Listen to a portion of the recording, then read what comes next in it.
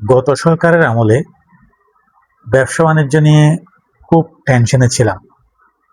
মানে মনে মনে সবসময় চাইতাম সরকার চেঞ্জ হোক, সরকার চেঞ্জ হলে ব্যবসা ভালো হবে।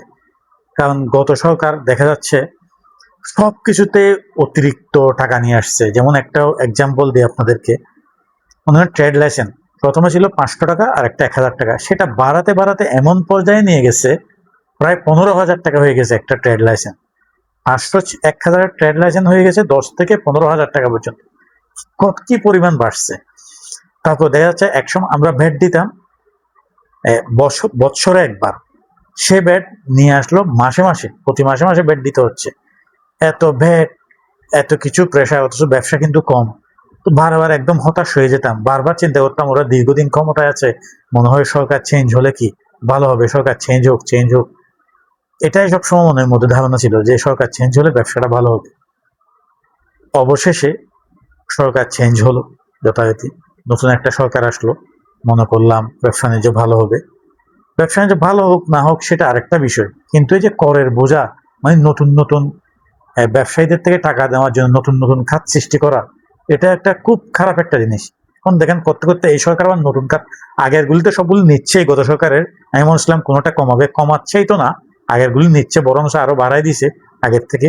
পাশাপাশি নতুন নতুন খাত সৃষ্টি করতেছে।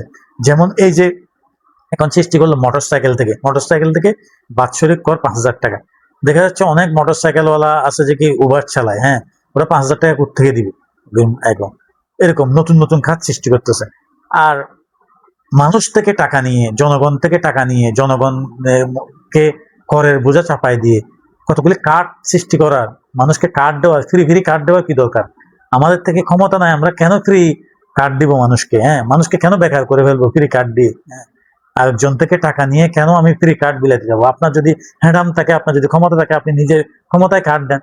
আপনি মানুষ থেকে এভাবে নতুন নতুন খাত সৃষ্টি করে নতুন নতুন টাকা বাড়ায়, বিভিন্ন দিক থেকে, এদিক থেকে নিয়ে ওদিক থেকে নিয়ে টেনে টেনে নিয়ে আরেকজনকে দেওয়ার কি দরকার? আমি ব্যবসায়ী হিসেবে আমি কি ফ্যাসিলিটিস পাচ্ছি? আমার তো কোনো ফ্যাসিলিটিস নাই।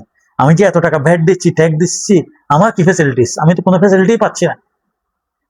অদ্ভুত ব্যাপার, আমার থেকে টাকা নিয়ে কেন আপনি আরেকজনকে এই কার্ড সে কার্ড নানান ধরনের কার্ড দিবেন? হ্যাঁ, আপনি যদি পারেন আপনার নিজের থেকে দেন। একটু জিনিসটা একটু চিন্তা করবেন যে যে সাধারণ মানুষ থেকে টাকা নিয়ে, হ্যাঁ, আমরা পারতেছি না, ব্যবসায়ীরা এখন কোনো ব্যবসায়ী না, ব্যবসায়ীদের থেকে, তাদের থেকে নানান ধরনের টাকা নিয়ে আরেকজনকে কার্ড দেওয়ার কোনো দরকার আছে বলে আমি মনে করি না। আমার জিনিসটা একটু আপনারা ভেবে দেখুন যে আমি কোনো অযৌক্তিক কথা বললাম কিনা। আসসালামু আলাইকুম।